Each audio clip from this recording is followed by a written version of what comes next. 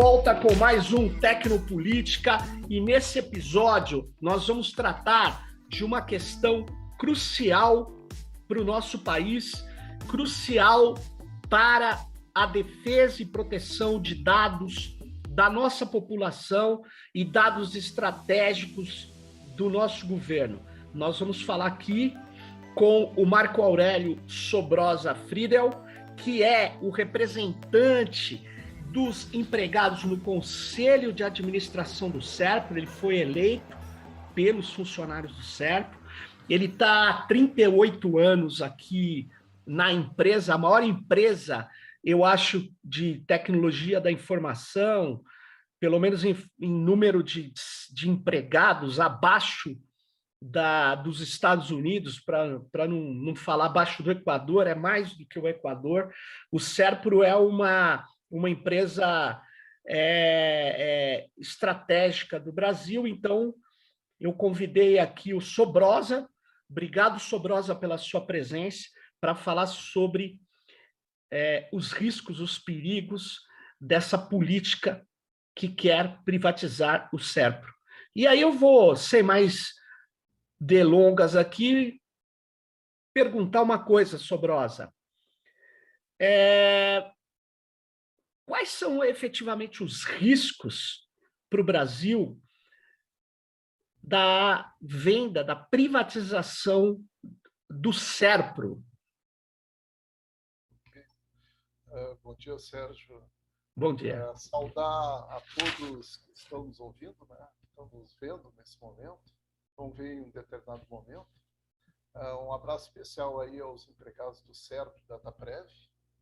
Muito orgulho representando os empregados do SERPRO, do Conselho de Administração, que é um trabalho no qual eu entendia que deveria fazer e busquei concorrer a isso por conta da resistência à privatização da empresa que já estava em curso, né? Esta questão, né, que tu apresenta, ela precisa ser um pouquinho contextualizada, porque nós estamos, na verdade, assim, quando fala em SERPRO, nós estamos falando das empresas de TI do governo federal que estão num processo de privatização. Tanto o SERPRO como o Dataprev, eles guardam uma imensidão de dados do cidadão, das empresas, do governo federal. Isso tudo é o que a gente discute, busca mostrar para a sociedade, inclusive com a atenção especial ao nosso parlamento, para que entendam sobre que risco está sendo colocado o país. Nós estamos falando de soberania nacional, nós estamos falando de segurança nacional. Então, se a gente começar a categorizar, nós vamos ver um conjunto de dados que são do cidadão, inclusive aqueles chamados dados sensíveis que a LGPD veio para criar o arcabouço legal da proteção de dados ao cidadão. Logicamente que ela precisa ainda melhorar, mas é um princípio que está aí, está valendo a lei, que foi aprovada no Parlamento de 2018, entrou em 2020 em vigência, que busca a proteção dos dados do cidadão. Mas a lei ela não é suficiente para essa proteção, nós temos que ter os atores, nós temos que ter os mecanismos. E SERPRO e Dataprev se encaixam nesses mecanismos da proteção. E aí, ao longo aí, a gente vai falar sobre esses mecanismos, né? E aí, nós estamos falando de dados das empresas, tudo que tu pensar das transações comerciais, transações internacionais, os seus cadastros, os seus sócios, seus lucros, o imposto de renda e vários tributos, todas essas questões estão lá devidamente guardadas. Ô, Sobrosa, o banco de dados ou os bancos de dados do imposto de renda do cidadão brasileiro estão com o SERPRO, é isso? Sim, 100%. Aí, quando a gente fala em imposto de renda, a gente pode pensar um pouquinho mais em todo o sistema de tributação brasileiro.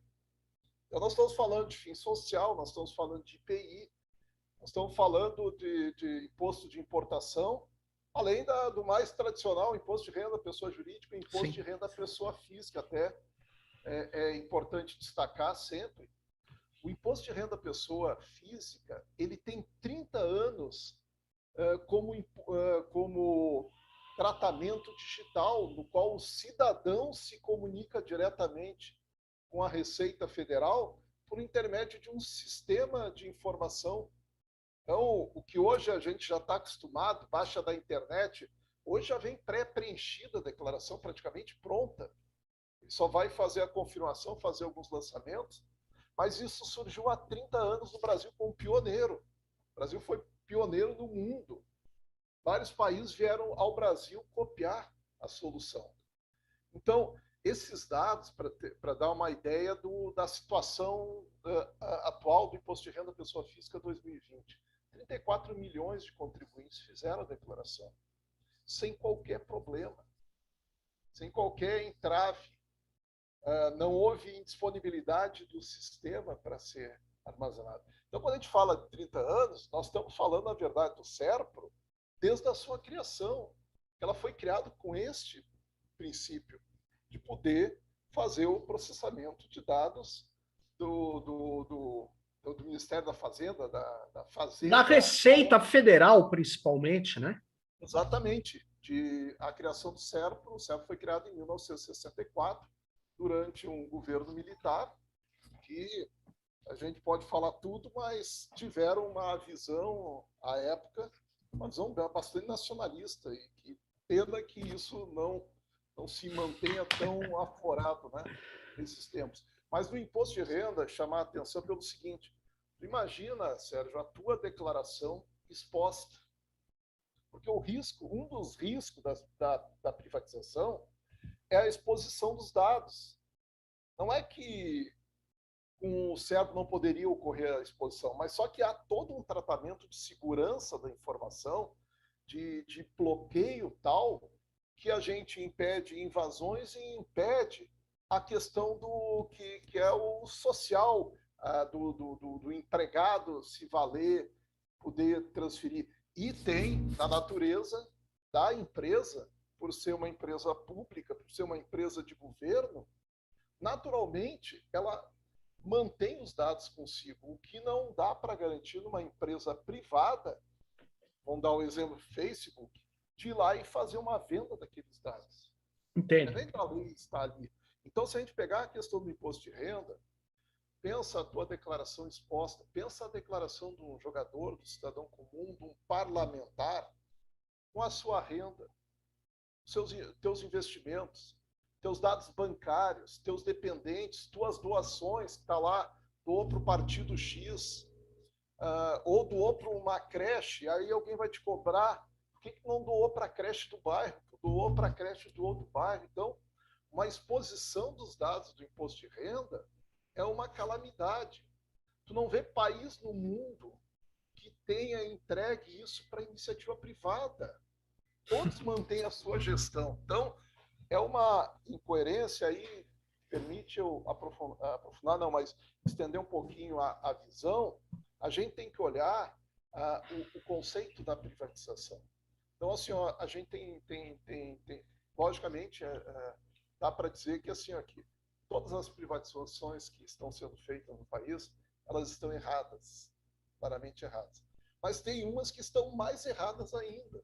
Então, vamos dizer assim, privatizar os dados, privatizar os serviços estratégicos de tecnologia da informação, se dispor a entregar a inteligência, porque nós não estamos falando só de tecnologia, estamos falando de inovação, estamos falando de inteligência.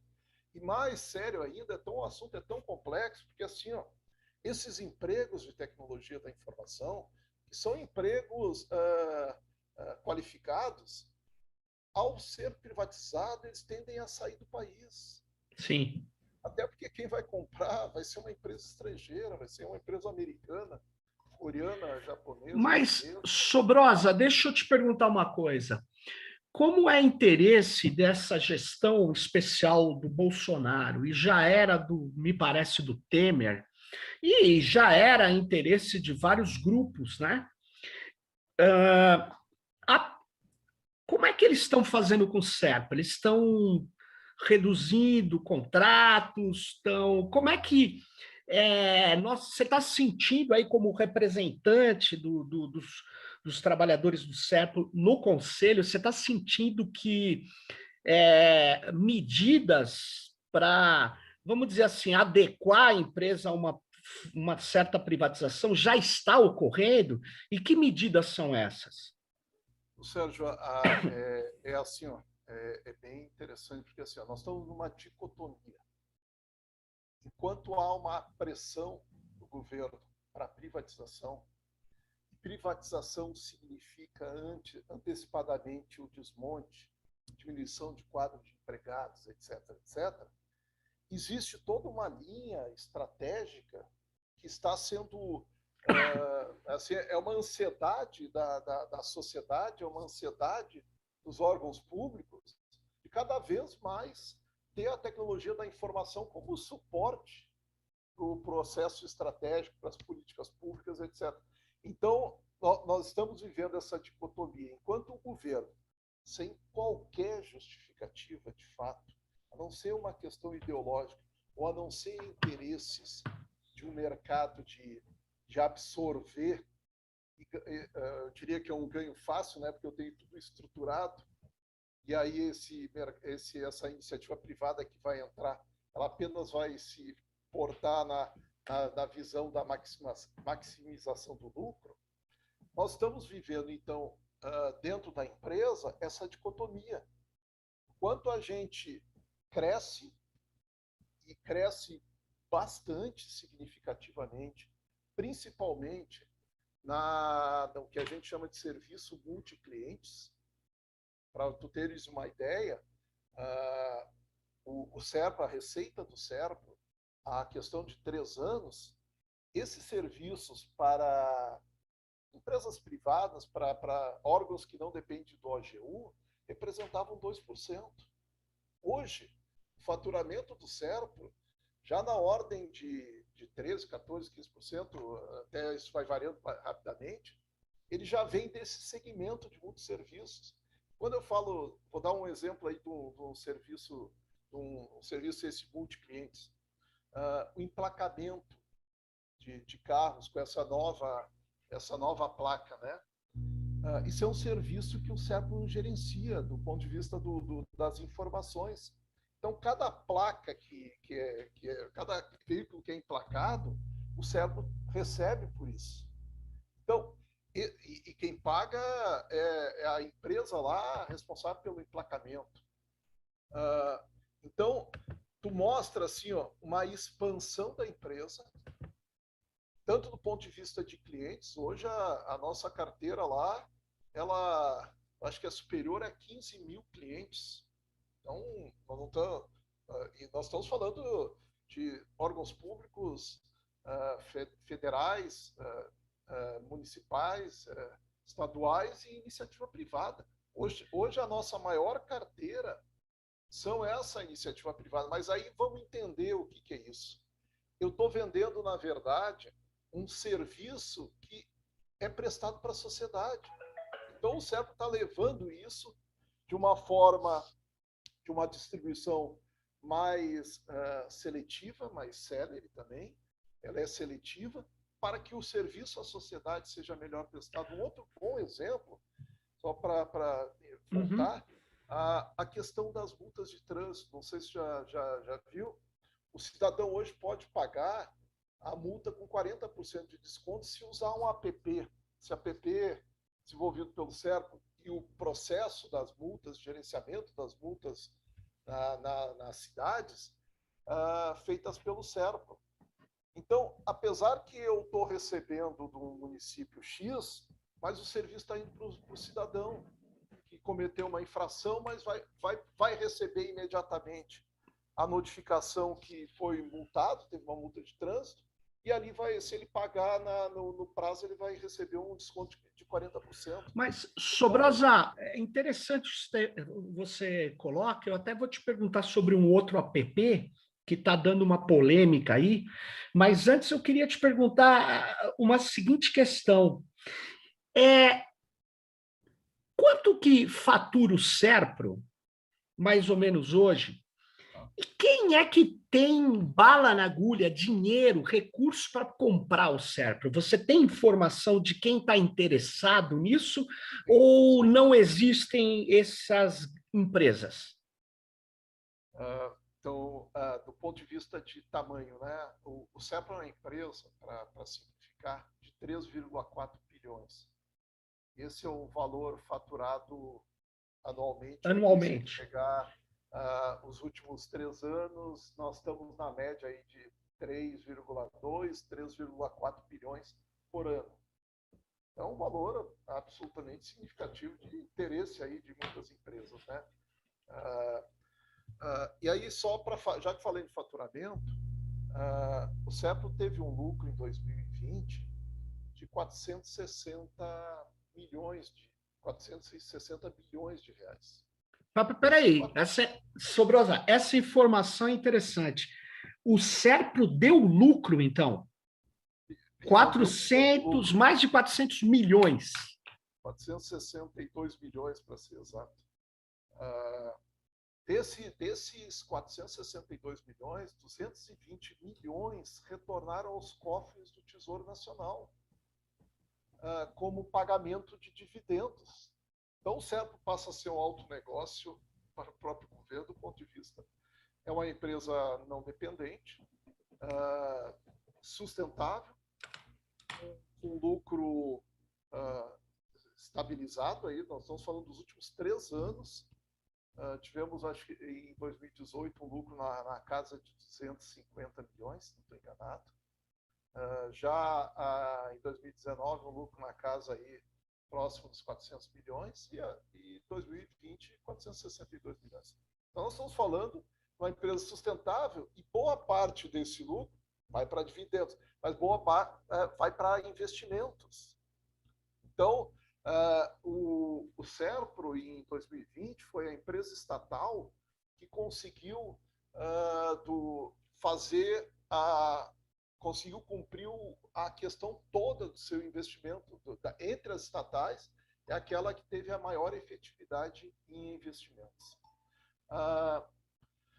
Sobre interesse. Então, se tu imaginar que é uma empresa superavitária, sustentável, com empregados qualificados, com conhecimento, com um portfólio de serviços extenso, com clientes excelentes, naturalmente tu tem um interesse desse mercado. Então, pensar no Serpro privatizado neste governo já foi uma coisa devidamente enlaçada por empresários na tentativa de vamos pegar esse pinhão, esse nicho é nosso, vamos entrar aí. Mas na verdade tem consultas aí, porque eu acredito que a compra será por capital internacional. E deixa eu te... Sobrosa. Aí, só para finalizar, se eu considerar 3 bilhões e meio de faturamento aí, vamos supor que o ativo, o valuation na empresa, chegue a 5 bilhões, vá para um leilão por 5 bilhões. Isto não é absolutamente nada para uma empresa chinesa, uma empresa americana, comprar o Serpro por 5 bilhões, e inclusive com o dólar desvalorizado. Então, isso aí é merreca. Então, e a gente sabe que tem interesse da Amazon, o próprio Facebook já mostrou interesse. Então, quer dizer, nós entregaríamos uma empresa de mais de 40 anos com contratos estratégicos, eu diria, com o governo federal. Esses contratos são parte importante desse faturamento. E os bancos de dados, provavelmente também, porque você tem uma estrutura de host, de hospedagem, ou você colocaria em outras empresas privadas, ou você entregaria esse parque, esses data centers, para quem comprasse. E você acha que a venda de 5 bilhões, nenhuma empresa nacional consegue bancar isso? Porque, por exemplo, há pouco tempo, em abril, a Microsoft, para se consolidar na área de saúde. Ela comprou uma empresa americana, a Nuance, de inteligência artificial, principalmente, mas que tem contratos com 70% dos hospitais norte-americanos. Ela comprou por 19,2 ou 3 bilhões de dólares.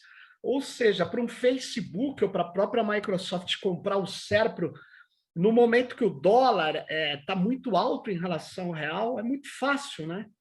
Eles vão pagar alguns, na verdade, talvez 1 bilhão só de dólares. Né? 1 bilhão de dólares, é por aí. Então, com certeza, eles vêm com vantagens competitivas tranquilamente. E aí vem a questão mais triste da história, né? A gente tem uma inteligência aí de 50 e poucos anos, né? 56 anos, assim como a Dataprev, ela tem 46 anos de história. Então, nós temos uma inteligência, de fato. Então, a gente não perde só a questão, inclusive a questão de dados é o que mais vale. Esses 5 bilhões de reais que eles possam pagar aí, eles podem transformar isso aí facilmente em 15 bilhões com os dados aí, etc. Mas se a gente observar a história das estatizações, das privatizações, elas significam a maximização do lucro também. Como é que tu faz isso? Substituindo empregados. Então, a gente viu isso numa outra empresa pública de TI, que na época do Fernando Henrique foi vendida a Datamec. A Datamec. Lá, seguro-desemprego, toda a parte do Ministério do Trabalho era Datamec, que você sabe. Então, foi um fracasso tão grande essa privatização que, no final das contas, houve a reabsorção do serviço pela Dataprev em especial, né? Mas aí, o que vem por trás, logo após, é a substituição dos empregados por completo da empresa. Então, ele substitui essa inteligência, basta adquirir, é o repasse do conhecimento, em 1 ano, 2 anos, no máximo 5 anos, 100% dos empregados estão substituídos. Então, o que traz por trás de tudo isso, é assim, a penalização de quem fez o Estado, de quem trabalhou para o Estado até então. Então, por alguma razão, esse governo colocou na cabeça que o servidor público é o culpado de tudo.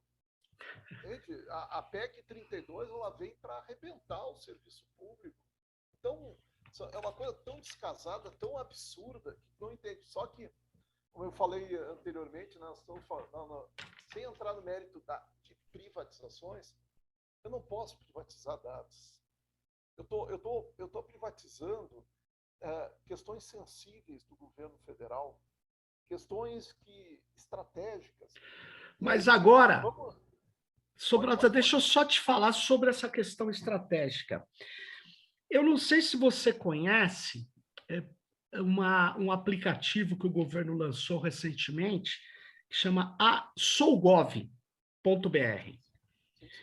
E aí, lendo os termos de uso, a política de privacidade, eles dizem claramente que vão entregar os dados do CIGEP, que tem a vida funcional do servidor da administração direta e fundacional, para a IBM, para a nuvem da IBM, a nuvem que é operada pela inteligência artificial da IBM, numa parte dela que tem o sistema Watson, um supercomputador que tem algoritmos e que esses algoritmos, você sabe muito bem, eles precisam ser treinados. Então, eles vão pegar os dados do servidor público federal brasileiro e treinar, melhorar, aperfeiçoar a estrutura de inteligência da IBM.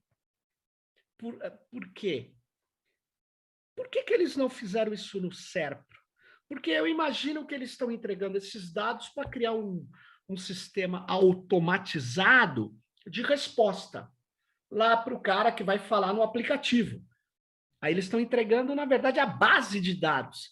Quer dizer, eu desconheço governo no mundo assim de países que têm interesses econômicos, que precisam crescer. Não estou falando de países que não têm capacidade computacional mínima. Eu estou falando de um país que tem o SERPRO, que tem a DataPrev, que tem empresas nacionais, porque o SERPRO não conseguiria construir um framework ou um sistema de inteligência artificial? São várias questões aí, Sérgio, mas eu acho que assim, ó, primeiro tocar numa parte dos dados, né? A gente fala dos dados, a gente comentar sobre os dados do servidor público, mas vamos comentar com dados como um todo e depois ver essa questão do servidor público aí com a questão do WhatsApp. Os dados, eles até então eles estavam armazenados numa nuvem privada do SERPRO, né? Era esse o conceito.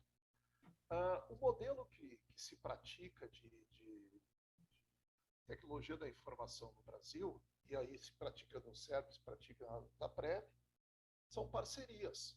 O SERPRO não é um fabricante de hardware, então ele vai lá e compra hardware.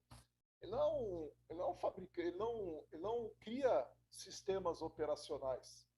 Ele vai lá e compra o Linux Enterprise para ter o suporte, compra o Windows, compra o Unix, compra o sistema da IBM, etc. Então, assim como os softwares de sistema operacionais, a camada de software básico de banco não é...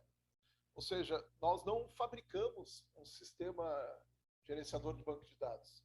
Nós usamos esse produto. Então, a visão de modelo privado, público e privado, ele já existe em TI há muito tempo. Ou seja, a gente usa esses recursos. Então, o SERPRO, ele gerou e orquestrou uma rede, uma nuvem privada dentro do SERPRO. Aí o privado é confinamento, é restrito ao ambiente dos centros de dados da empresa, né? Esse é o conceito do privado. E a discussão toda de ter uma nuvem que poderia casar a nuvem DataPrev e nuvem SERPRO. Eu posso ter uma nuvem, uma visão única, continuando com a nuvem privada. O SERPRO mantém o conceito da nuvem privada, mas escolheu parceiros de nuvem. E aí nós falasse da IBM, mas nós temos que falar da Amazon, temos que falar da Microsoft, ou seja, são todas essas que o SERPRO está fazendo parceria a partir de chamamento público, etc. O SERPRO teve a preocupação de colocar cláusulas, como uma das cláusulas, que o armazenamento do dado da nuvem, Microsoft, da Amazon, ele tem que ser em território nacional. Ok? Eu estou buscando uma proteção. Mas isto não garante que esse dado não seja copiado. Porque eu vou, apesar de eu continuar, eu ter aqui o software de gestão dessa minha nuvem, de alocação de recursos, etc., etc., é Microsoft. Eu não estou mais dentro do centro de dados do SERPRO. Estou usando o centro de dados da Microsoft, estou usando o centro de dados da Amazon, que se instalaram no Brasil para ter o centro de dados aqui, porque está lá no contrato do território. Não há impedimento, não há como impedir efetivamente que esses dados não sejam replicados em uma outra base. Ponto 1. E aí a gente tem isso muito claro quando quem usa o Windows sabe que há toda a telemetria dos teus dados que, ao ligar o teu computador, as informações estão trafegando, tu não enxerga isso. É o mesmo conceito quando tu está usando o Facebook, o WhatsApp, ou seja, tudo que tu está fazendo ali está sendo monitorado. Então, vem essa questão assim, ó, não há como garantir que o uso da nuvem ele te garanta que não ocorra esse tipo de coisa. Então, assim, quando privatizado, aí tu tem um outro risco maior. Tu está dando ao dono de uma empresa privada todo o armazenamento que ele poderá acessar aqueles dados, porque ele é o dono da empresa. eu posso ter em contrato isso, aquilo, mas ele é o dono da empresa. Se ele mandar um administrador de banco de dados, se assim, me pega aquele dado, ele vai pegar aquele dado. Agora, Sobrosa, tem, Aí, além dessa questão que você está falando, eu insisto nisso.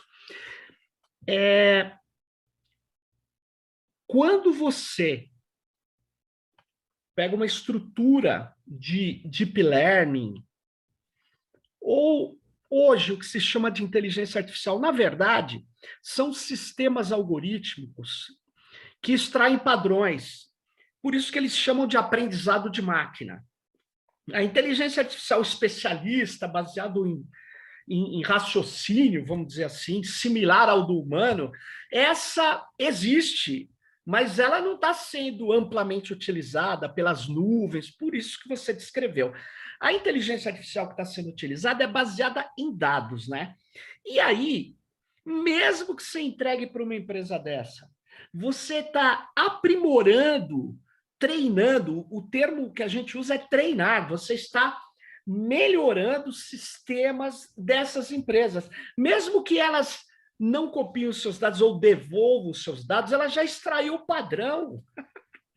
Correto. Esse que é o problema. Aí, Sérgio, assim, a inteligência artificial é uma realidade. Cada vez mais, mas assim, de uma forma progressiva, nós teremos a inteligência artificial nas nossas vidas. Isso, sem dúvida, é inexorável. Então, assim, e tanto que o CERPRO hoje tem uma superintendência dedicada à inteligência artificial. Está capacitando já tem muita gente capacitada e capacitando um volume muito grande dos seus empregados. Por quê? Porque essa é a realidade, é aqui que nós temos que trabalhar. Então, assim, a questão de usar softwares, até porque o CERPRO não vai desenvolver um software de inteligência artificial, mas o CERPRO tem os seus especialistas para trabalhar os algoritmos que a máquina deve compreender, né? Então, nós estamos falando de aprendizado de máquina. E no caso, assim, tu comentasse o SouGov, que é um aplicativo fundamental para a relação com o cidadão. Ele, vamos dizer assim, é uma base de interface para que eu possa acessar serviços, etc. Hoje nós temos 100 milhões de cidadãos autenticados no seu Gov, no GovBR, desculpa, o seu Gov é dentro do conceito. O seu Gov é de servidor federal, o GovBR é para cidadão, isso, né? Isso. Então, assim, quando eu estou entregando, lógico, entregando para a Microsoft, mas não estou usando de forma pejorativa no entregar nós estamos, então, no caso, né, nós estamos usando a Microsoft, desculpa, a IBM, neste caso, dentro de um princípio, é para o bem, é para que o software que nós não vamos desenvolver o Watson, mas nós temos toda a capacidade de ser usuários daquele software e poderíamos estar processando dentro do CERPRO, poderíamos estar fazendo tudo exclusivamente dentro do CERPRO. A opção de levar para lá uma opção estratégica, não tenho a concordância, não tenho minha concordância, mas no princípio ele deveria estar tudo sob ordem, etc. Mas o que tu falasse é verdadeiro. Esses dados estão sendo aprendidos na Microsoft, na IBM. Eles vão nos devolver o aprendizado? Vão. Mas quem diz que esse aprendizado não está lá, não está permanecido? Lógico que está permanecido com eles. Então, não, Sobrosa, o aprendizado só vai ser devolvido se a gente tiver uma máquina igual aqui. Sabe por quê? Porque eu penso que esses sistemas algorítmicos, eles não são como, eu comprei uma camisa, agora usa você porque é o mesmo número. Não é, cada sistema é adequado a um hardware, a um conjunto de máquinas. Bom, você sabe melhor que eu sobre isso. Então, o que acontece é que é isso, né? O Serpro é uma empresa grande, mas a política que vem sendo adotada no Serpro é de considerar que a gente não tem universidade no Brasil, que a gente não pode construir dentro de uma empresa tão gigantesca e capacitada como o Serpro os nossos próprios algoritmos e os nossos frameworks. Essa que é a questão. Essa história de usar coisa da Microsoft, da IBM, isso aí num passado distante, eu concordo que talvez não houvesse alternativa. Mas hoje há alternativas. Essa que é a questão. Então, porque senão também fica difícil, porque aí vem um Paulo Guedes da vida e fala: mas eu já entreguei os dados, o Serpro já entregou os dados, então vamos privatizar. E não é bem assim, porque tem dados que não estão entregues, tem dados que são a gestão dele, como você bem falou, é de nuvem privada, está dentro do Serpro. Então nós precisamos tomar a dianteira disso, né, Sr. Brosa? A gente precisa ser desenvolvedor de tecnologia também, porque tem um mantra neoliberal que quem desenvolve tecnologia são os outros e eu só compro. Isso aí é uma linha tucana, uma linha neoliberal, que está que infelizmente pegou alguns gestores e que está equivocada, está completamente equivocada. Só para você ter uma ideia, Sobrosa, o Tribunal de Justiça de São Paulo falou: não, eu vou contratar isso em 2018. Aí a Microsoft para fazer a nuvem com inteligência artificial. Mas seria uma nuvem, eu acho que seria alocada aqui, não tenho certeza. Eu sei que o Conselho Nacional de Justiça proibiu. Falou: como é que você vai entregar dados do Judiciário Paulista, que é o que tem o maior volume de processos no Brasil? 40%.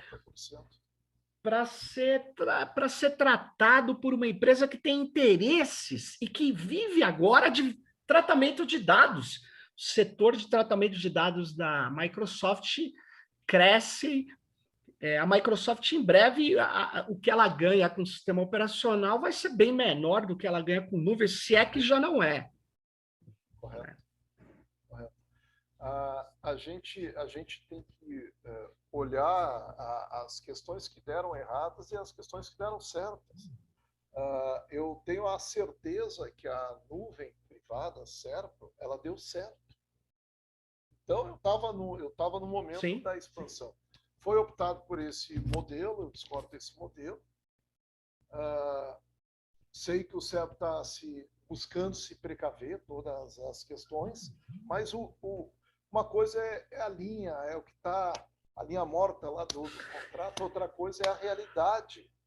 Então, óbvio que eu busco a garantia nesse sentido. E quando a gente fala de tecnologia, se tu olhar todo o rol de tecnologias aí que são necessários o uso, hoje as empresas certo DataPrev, elas navegam praticamente por todas elas com especialistas. Se a gente olhar a realidade mundial, o que é, e o Brasil também, a inteligência artificial, a IoT, isso é um mundo novo, não tem como escapar disso. Então a gente tem, se tu olhar blockchain, nós temos uma plataforma no Serpro de blockchain. Hoje nós já temos um serviço sobre a exportação que eu consigo, antes eu controlava até o navio, entrar mercadoria no navio. Hoje eu consigo controlar a entrega da mercadoria na chegada. Então, baseado em blockchain, se nós olharmos a questão de quantas oportunidades de IoT que nós temos, o mundo é esse, tu melhorar as questões de frete, de transporte, Logística, né? A mobilidade social, tudo isso é tecnologia da informação e o Serpro está preparado. E aí veio uma outra coisa que tu, numa pergunta anterior, tu falasse sobre a questão dos efeitos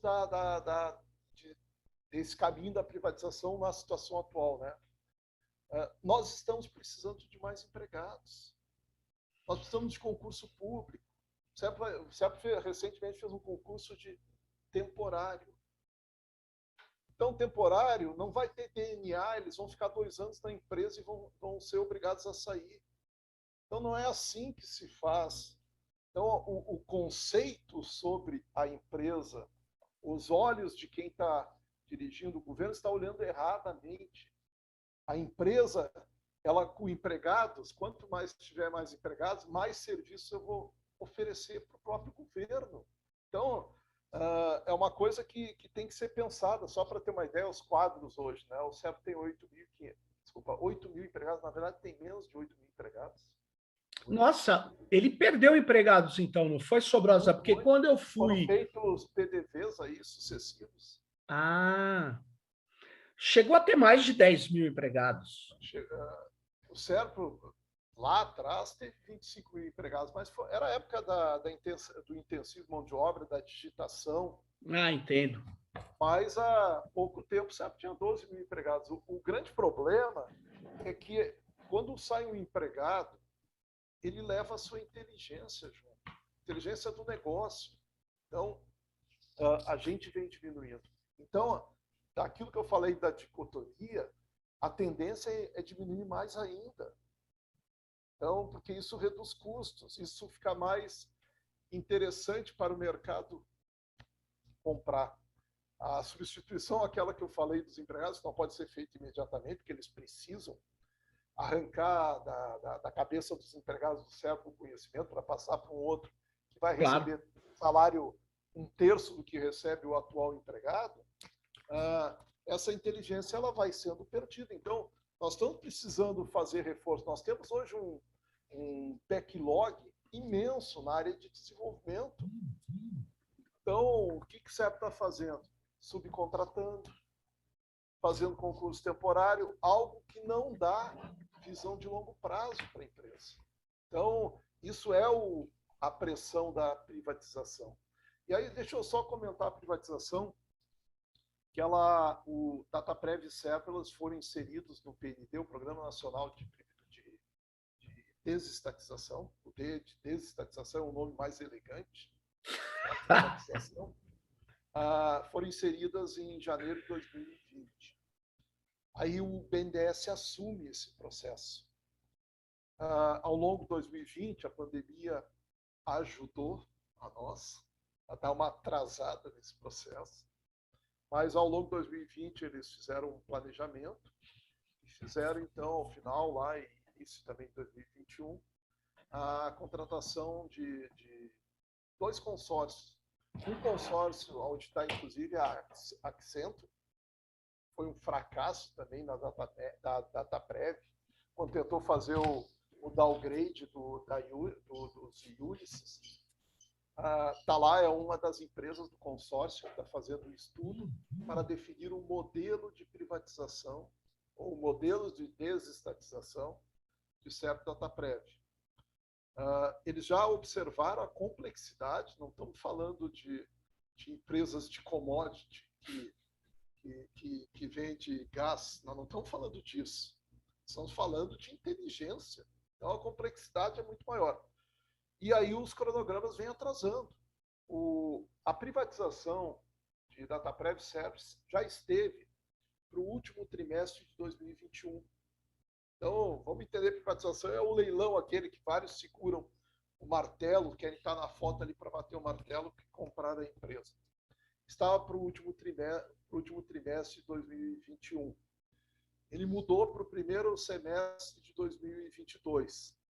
Mudou para o terceiro trimestre de 2022. E o último cronograma que o governo divulgou, por intermédio do Conselho do PPI, o PPI é o Programa de Parceria de Investimentos do governo federal, foi para o último...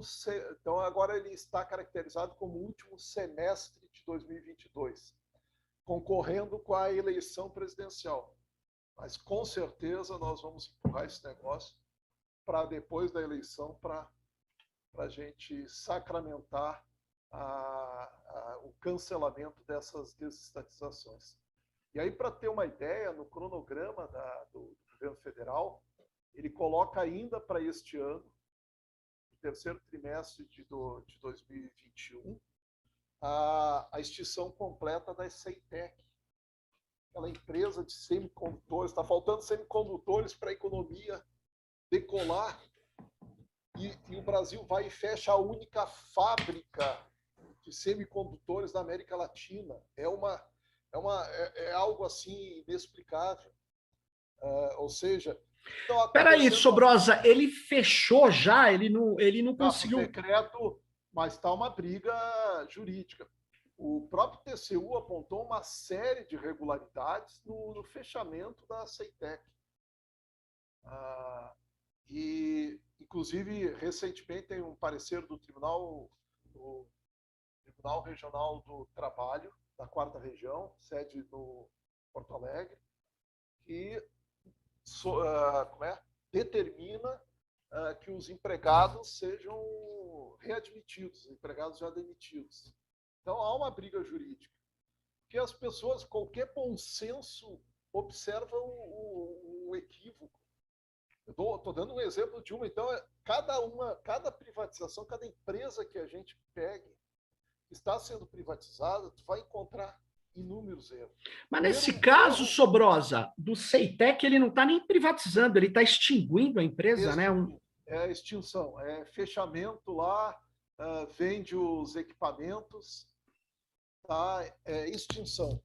Fechamento, lacra a porta, não existe mais a empresa. Você sabe que tem quase uma interiorização, eu não sei nem a palavra correta, é assim, eles têm uma ideia fixa, esses neoliberais, contra microprocessadores, não sei se você sabe, já lá atrás tentaram implantar, antes da Ceitec existir, tentaram implantar uma empresa de semicondutores no Brasil, e o governo federal, na época, acho que era de FHC, ele se recusou, basicamente, porque o Brasil nunca teria condições de fazer semicondutores. E depois, quando essa Ceitec se organiza, me parece a partir da Motorola, eu não tenho certeza, me parece que eles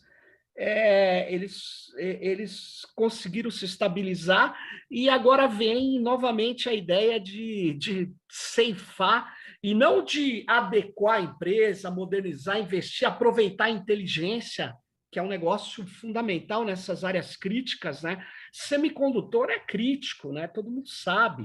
É um absurdo. Para onde estão indo esses empregados? Estão saindo do país. Eles não têm mercado aqui.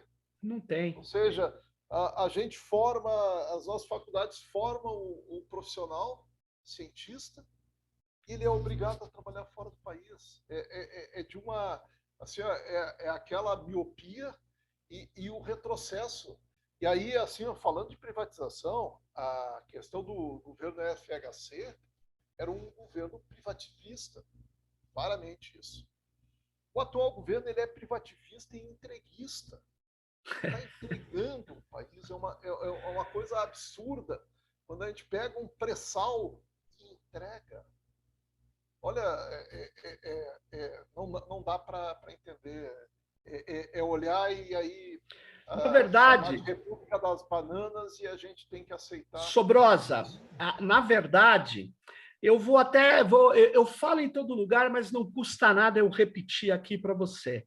Eu li a Estratégia Brasileira de Transformação Digital, que envolveu várias pessoas muito sérias, servidores de carreira, deve ter envolvido pessoas do SERP. Não estou criticando um esforço muito interessante. Só que a direção política, na hora que você vê a introdução do texto, Sobrosa, está escrito assim: o Brasil ele tem vantagens importantes a ser exploradas para a sua transformação digital. Aí você continua o texto. São quatro. Está lá na introdução. Agronegócio, grande mercado consumidor, uma economia industrial consolidada, tudo isso é verdade. E uma grande diversidade cultural, que eles não entenderam como explorar. Essas 4 são verdades.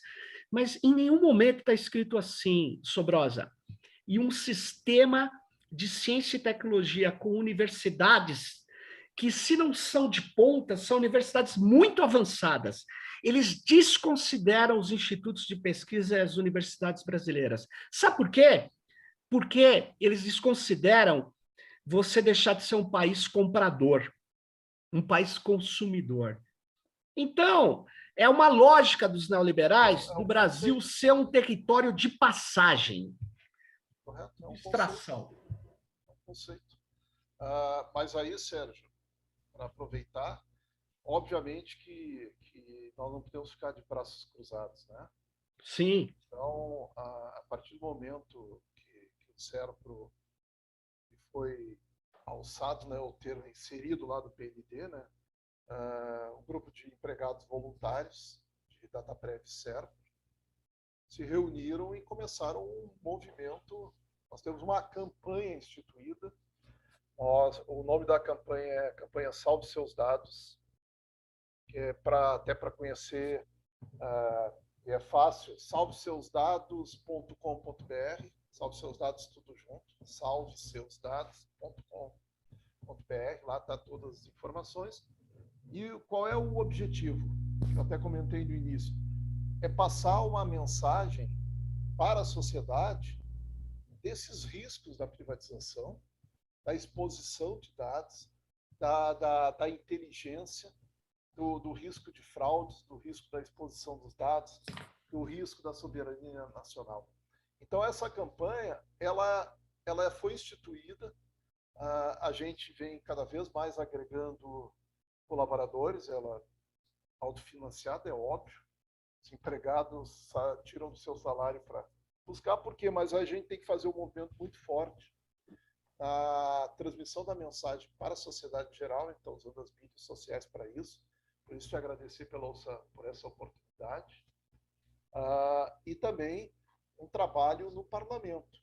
Estamos com um trabalho intenso no parlamento, falando com todos os segmentos do parlamento, Senado e Câmara, centro, direita, esquerda. Obviamente que os partidos de esquerda são nossos aliados naturalmente. Mas é interessante, todos os parlamentares que nós já conversamos até o presente momento, nós estamos falando de partidos que nem o Novo, completamente privativista. Ele entende que é Estado zero, não é Estado mínimo, é Estado zero. Estamos falando com o PSL, estamos falando com republicanos, com Rede Cidadania, estamos falando com todos os partidos e todos eles estão compreendendo isso. Para ter uma ideia, um deputado de São Paulo, do PSL, ele vai fazer uma audiência pública. Ele, deputado do PSL, fez requisição para fazer uma audiência pública na Comissão de Viação e Transporte, sobre o risco dos dados desses segmentos estarem expostos. Dá um outro exemplo, o senador Isalcir, que é aqui do Distrito Federal, muito preocupado com a causa. Ele é do PSDB, todo mundo sabe a visão do PSDB, mas existe a questão dos dados, existe o Serpro, existe a Dataprev. Então, isso é a soberania nacional. Isso eles compreendem. Terminou a nossa reunião, ele foi claramente na rede social e assistir com os empregados e compreendia. Também está fazendo audiências públicas. Nós também temos atuação no parlamento com PDLs, que são projetos de decretos legislativos, que não precisam de sanção presidencial, porque o governo entende que não precisa submeter ao Congresso Nacional a privatização de Dataprev Serpro. Nossa! Eles estão usando uma lei de 1997, do Fernando Henrique. Terminou o estudo, vai para leilão e ponto final. Está vendido. Não vai passar pelo Congresso. Então, o que o Congresso pode fazer?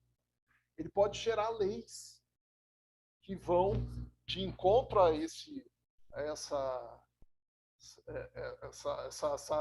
visão única aí do governo, essa ideia fixa do governo. Então, esses PDLs, lógico, é difícil. Por exemplo, pegar o PDL do deputado André Figueiredo, do PDT de Ceará, que entrou ainda em 2020, ele está na comissão do trabalho. A comissão do trabalho tem um monte de coisa lá, mas facilitar a comissão do trabalho. E, ele já foi pautado 4 vezes. E o Novo foi lá e deu um jeito de tirar 3 vezes da pauta. Entende? Esse PDL diz o quê? Ele susta a questão da inclusão do SEBRO no PND. O SEBRO sairia do PND. Deixaria de ser, então, uma empresa para estudo, para privatização. Mas só que tem que passar nessa comissão, depois tem que passar em mais 2, uma delas é a comissão aquela de Justiça, Cidadania e Justiça, obrigatoriamente, para depois ir para plenário. Entendo. E aí, óbvio, se em plenário for aprovado, está valendo a lei. Então, Mas, Sobrosa, eu acho que além dessas articulações, é preciso avançar no esclarecimento da população, talvez fazer algumas cartilhas. Eu sei que isso custa recursos, né? Mas eu acho que... A gente está com uma empresa, a gente tem comunicação, né? De marketing especificamente para isso. É isso aí. Com busca de impulsionamento nas mídias sociais, nas publicações. E tem uma outra questão, que é um grande aliado, tem sido um grande aliado, são as instituições, instituições independentes. A Sociedade Brasileira de Computação, a SBC, fez um manifesto, está publicado lá. É sério? Sério, subscreveram esse manifesto outras 30 entidades. Sociedade Brasileira de Antropologia, eu não vou saber dizer. Não, tudo bem, mas a Sociedade Brasileira de Computação, que é extremamente séria, extremamente importante, ter se manifestado contra mostra que, de fato, a questão é grave, né? Sobrosa, deixa eu te falar, nós chegamos a mais de 50 minutos aqui nesse Tecnopolítica. Eu agradeço muito a sua presença. Pode contar com a gente aqui. Nós vamos ter que voltar outras vezes para talvez detalhar a importância de manter o SEBRO como uma grande empresa nossa, brasileira, e à disposição do povo, ou seja, pelo Estado brasileiro. Então, agradeço muito, Sobrosa, seus esclarecimentos e a gente, em breve, vai voltar com esse tema, porque nós precisamos, sem dúvida nenhuma, barrar essa privatização e defender desenvolvimento e dados estratégicos aqui no nosso país. Valeu? Obrigado. Sérgio. Muito obrigado. Obrigado. Fique ligado no próximo Tecnopolítica. Estamos chegando ao episódio número 100. Olha aí, Sobrosa.